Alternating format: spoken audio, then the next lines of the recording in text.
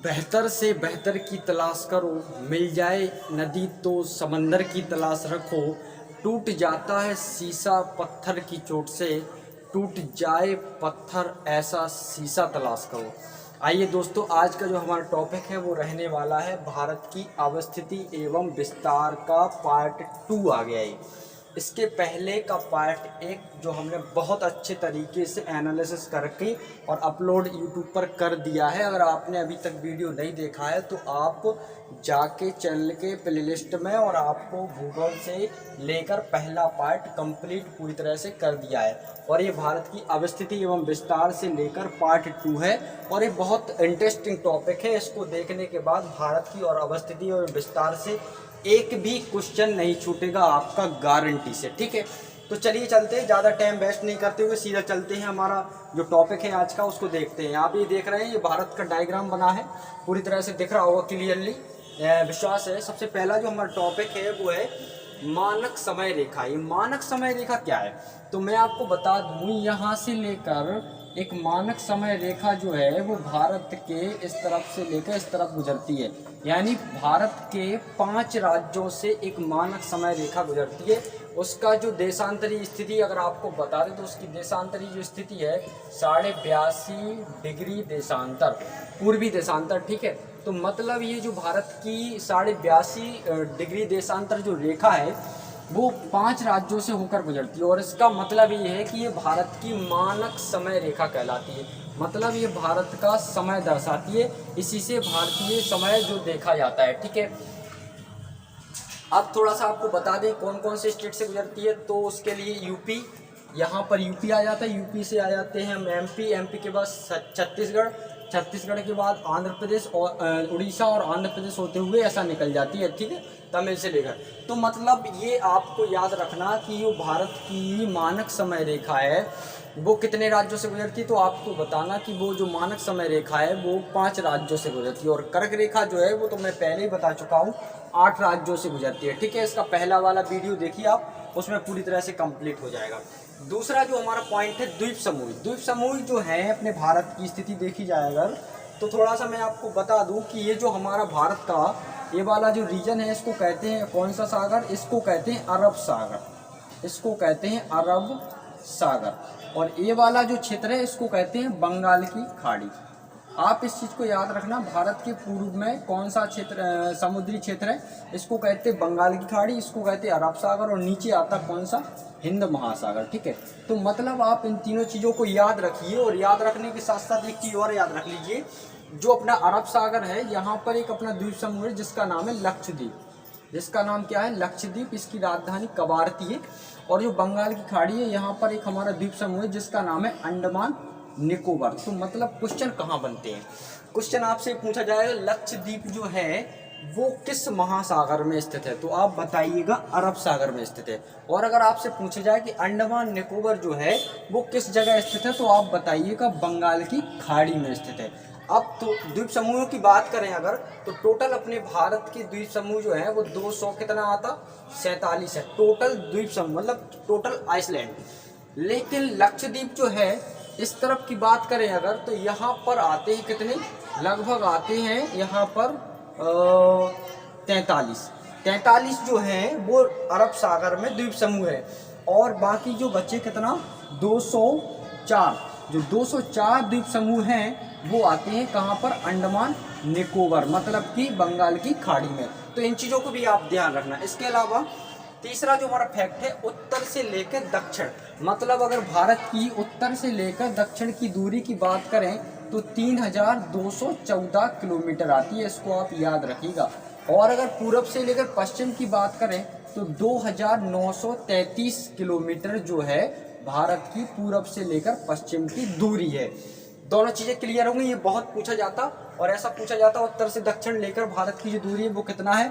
Object में आपको ये भी दे देगा, ये भी, और बहुत सारे जो ऐसे डिफरेंस ऑब्जेक्ट मिलेंगे जिससे आप कंफ्यूजन भी हो सकते हैं। ठीक है, इसके अलावा चौथा जो हमारा फैक्ट है वो है तटीय सीमा। अब तटीय सीमा की अगर आप बात बता दें, तटीय जो सीमा है इसको थोड़ा हम साफ कर देते हैं।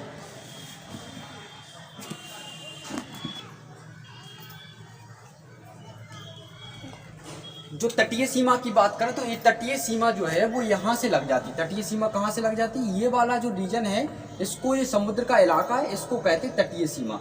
मतलब तो कहा जाएगा ये तटीय सीमा है भारत की, क्योंकि यहाँ पर क्या लगता, समुद्री क्षेत्र। तो ऐसा क्वेश्चन आता कि भारत की जो तटीय सीमा है वो कितने राज्यों से लगती, तो आप बताइएगा। यहाँ पर लिखेंगे 9 स्टेट, उसके अंतर्गत 9 स्टेट आते। मतलब ऐसा क्वेश्चन बनेगा जो भारत की तटीय सीमा है वो कितने राज्यों से लगती, तो आप बताइएगा 9।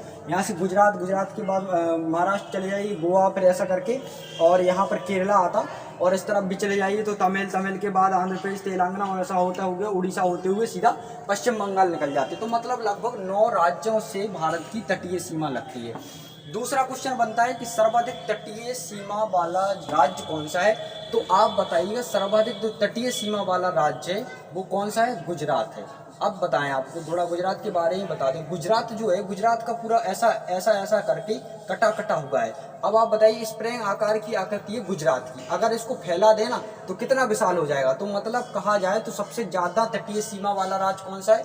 गुजरात। और सबसे कम तटीय सीमा जो लगती है वो गोवा के साथ लगती है। यहाँ पर एक छोटा सा राज्य जिसको बोलते हैं गोवा, इसके साथ सबसे कम सीमा तटीय लगती है और गुजरात के साथ सबसे ज़्यादा लगती है। तो इन दोनों चीज़ों को आप याद रखिएगा। अब अगर पूछा जाए गुजरात के साथ कितना लगता, तो आप बताइएगा 1600 किलोमीटर जो है गुजरात की तटीय सीमा लगती है। ठीक है।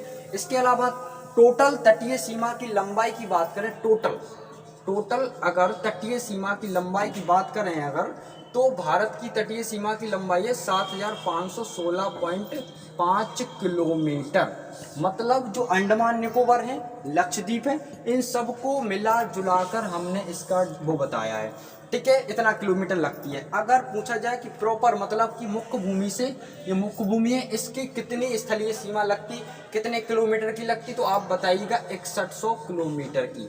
आप क्वेश्चन कैसे बनेंगे, क्वेश्चन भी बता देते। क्वेश्चन ऐसे बनेगा कि भारत की कुल तटीय लंबाई कितनी है, तो आप बताइए भारत की जो कुल तटीय लंबाई है वो 7516.5 किलोमीटर।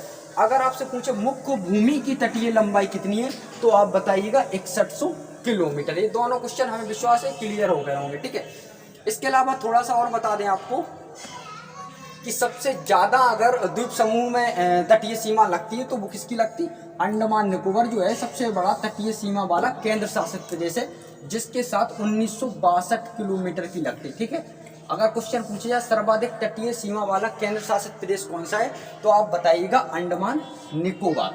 इसके अलावा दूसरा क्वेश्चन आता है कि जो तटीय सीमा वाला देश कौन सा है, तो एक देश आ जाता श्रीलंका और एक देश आ जाता मालदीव।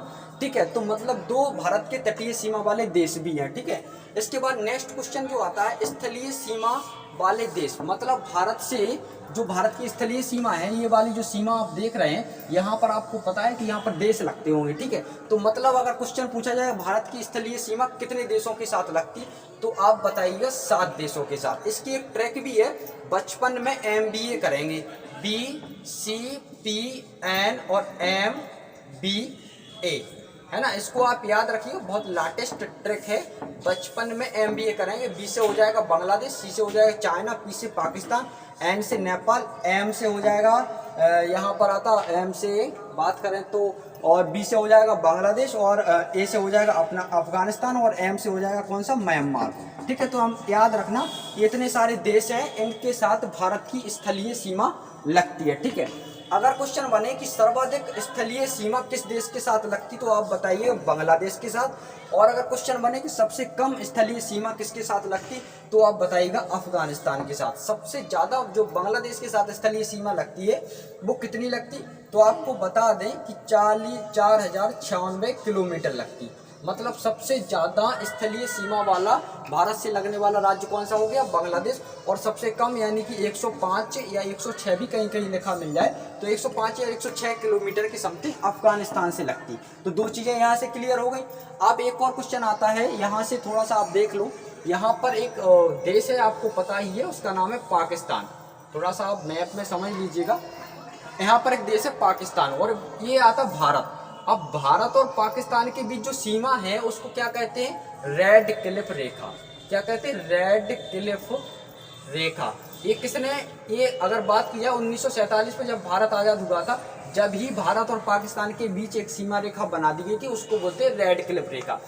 अब यहाँ पर एक देश लगता है, आपको पता है कौन सा लगता है? चाइना। तो भारत और चाइना के बीच जो रेखा है उसको क्या बोलते हैं? मैकमोहन रेखा।